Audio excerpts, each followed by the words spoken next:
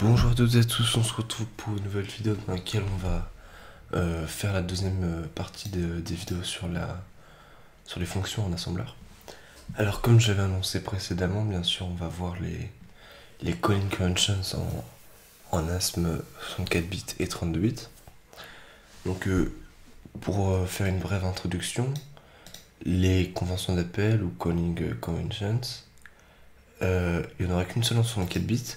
Du coup, pratiquement, ça va pas être utile de toutes les connaître, savoir les pratiquer.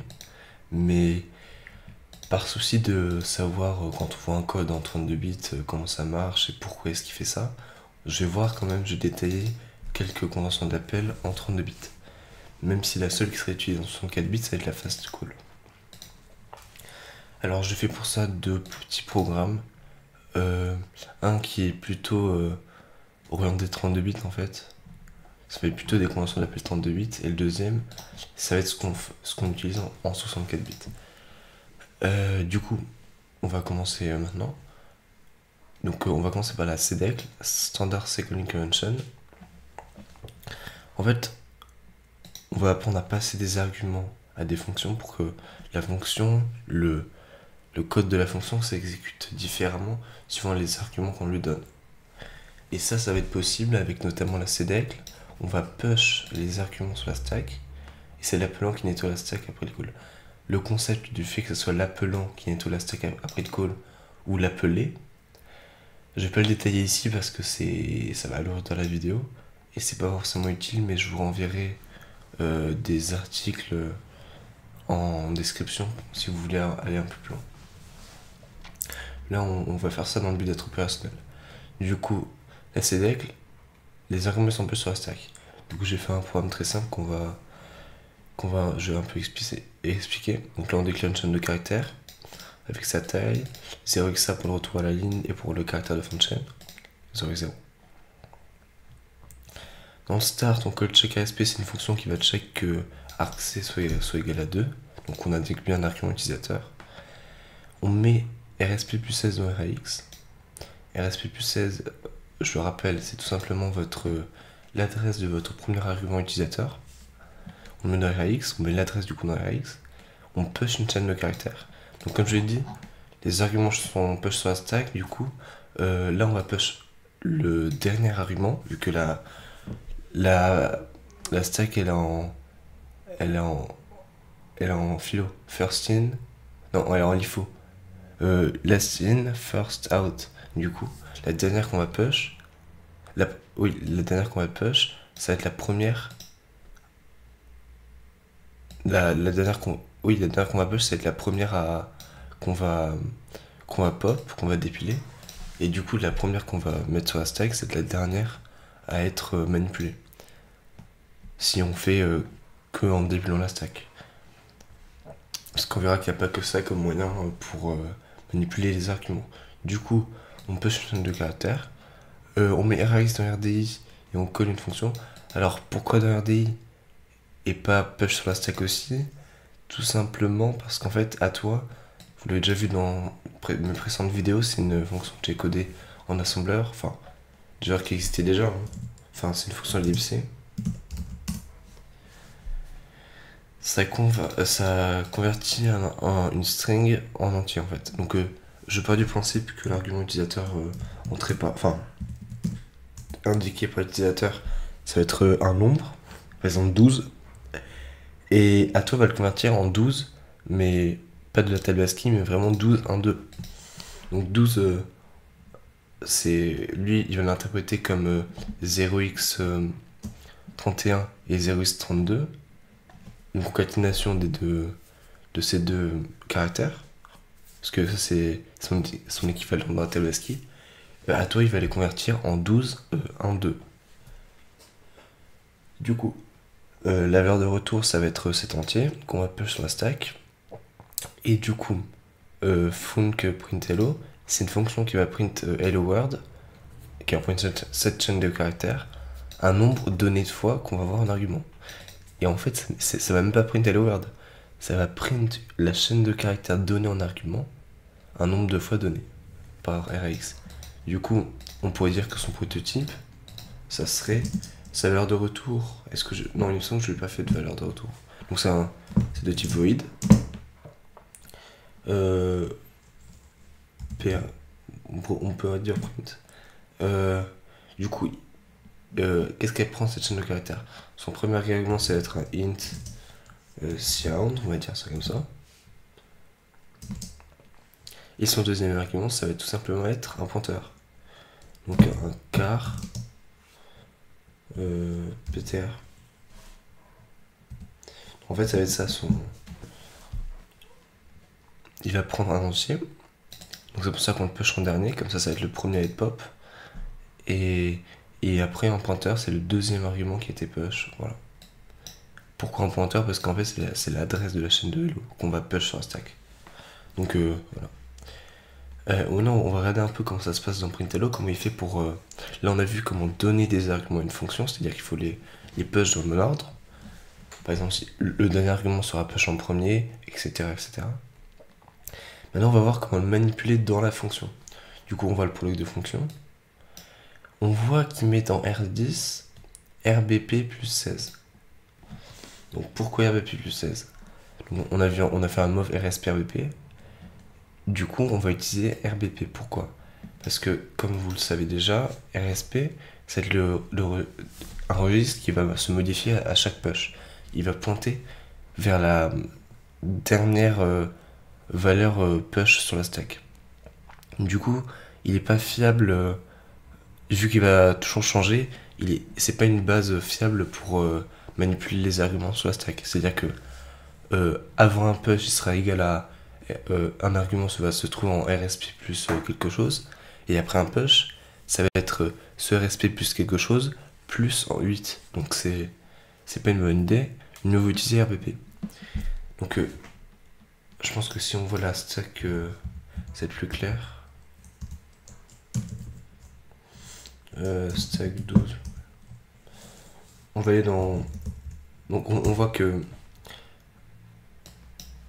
on a bien 12 dans RAX. Hein. On lui a donné... Ouais, je vais recommencer.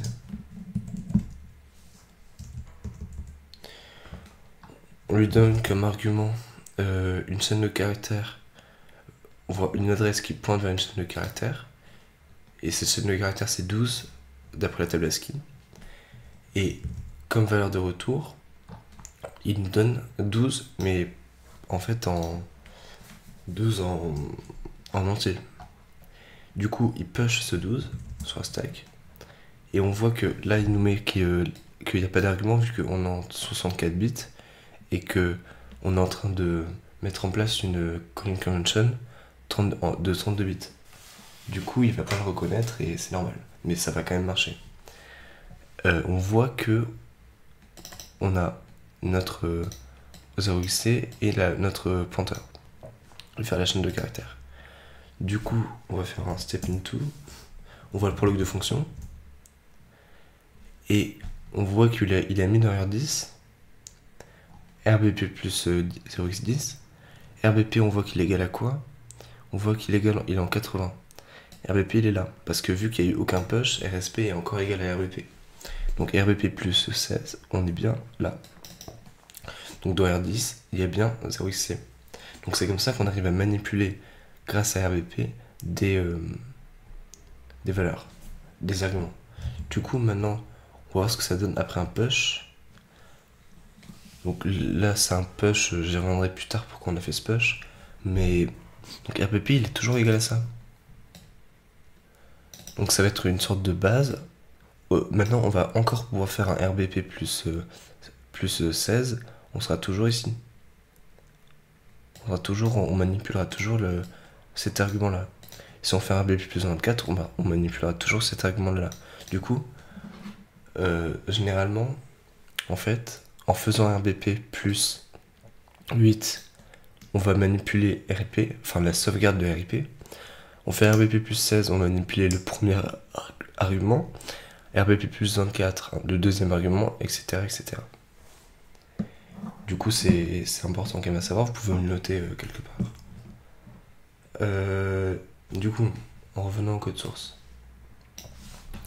on est ici. Donc on voit qu'il met la taille dans R10, il XOR RCX sur elle-même pour qu'il soit égal à 0, il jump à boucle, et à boucle, tu vas faire une boucle très simple, il va comparer RCX à R10, il va incrémenter RCX, et après il va push RCX, il va print Hello avec HelloLen.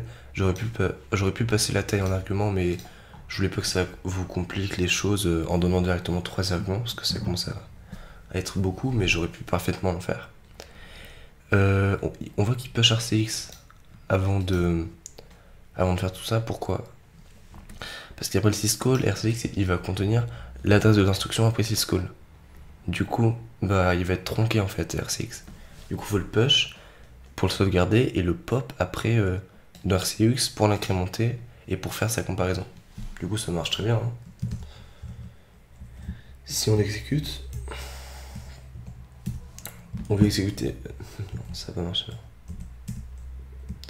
On veut print une fois hello world, ça se print une fois, on veut le print 2 fois, ça se print 2 fois, etc. etc. C'est simple.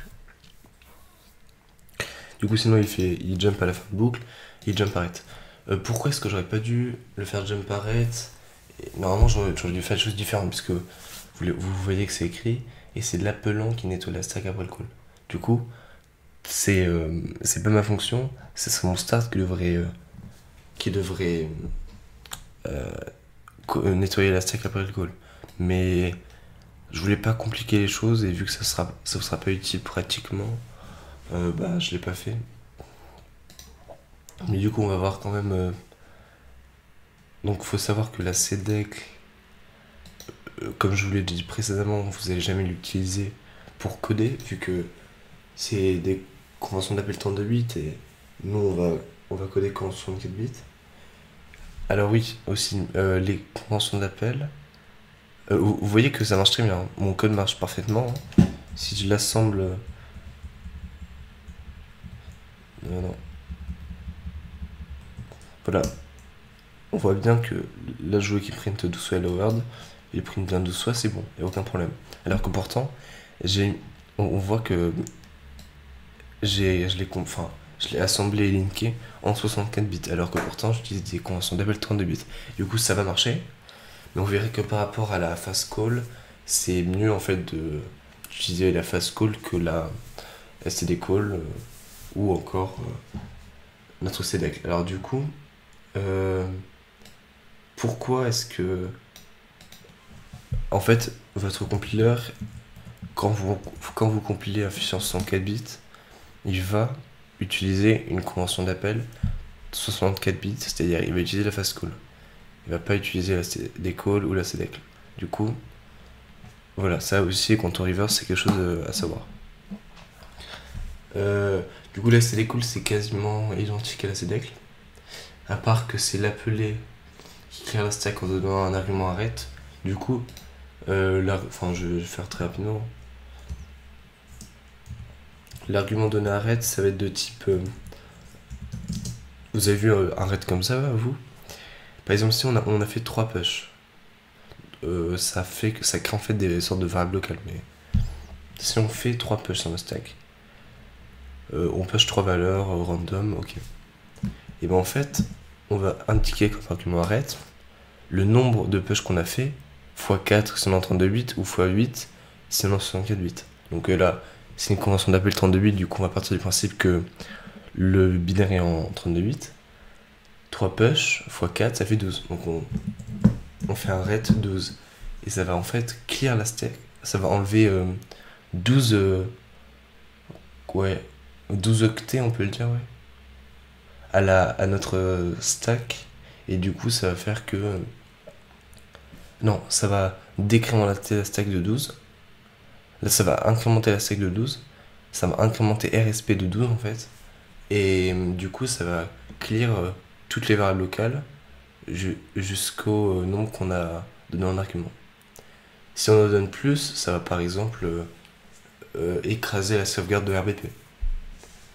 Et si on en donne encore plus, si on fait par exemple un ret, disons qu'on a eu 3 push dans notre fonction et qu'on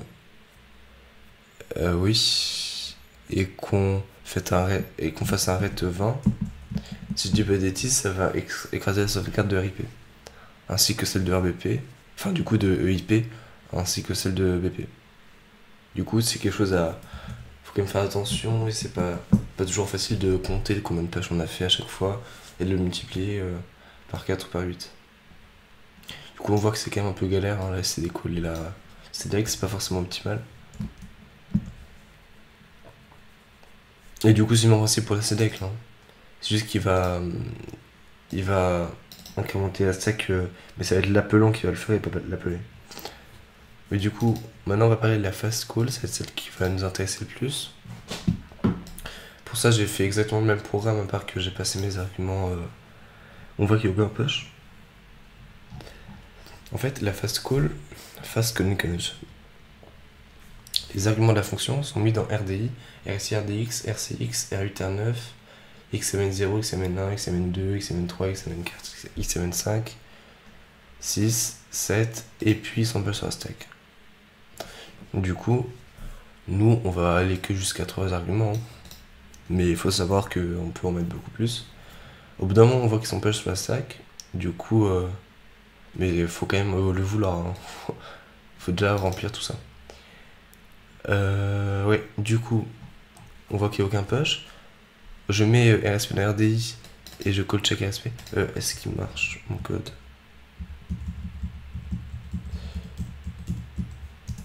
Ouais, c'est bon. Du coup, je lui donne comme argument. D'ailleurs, on va le débugger, c'est plus simple.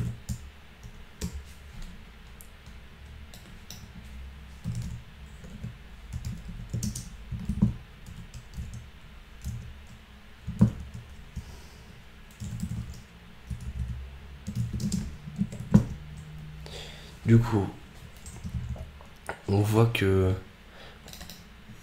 on met RSP de RDI, on call check RSP. Du coup, on va dans la fonction. Est-ce que je...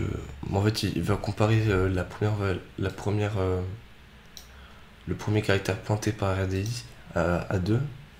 Et RDI, vu qu'il contient notre stack address, ce qui est... Enfin, la stack address au moment...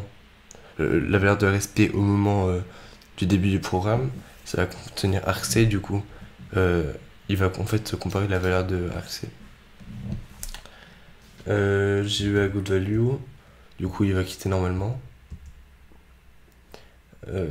Maintenant, il va mettre RSP plus 16 dans RDI, il va mettre l'adresse de notre argument utilisateur dans RDI, il va le donner à toi. À toi, il va nous renvoyer le 0xc.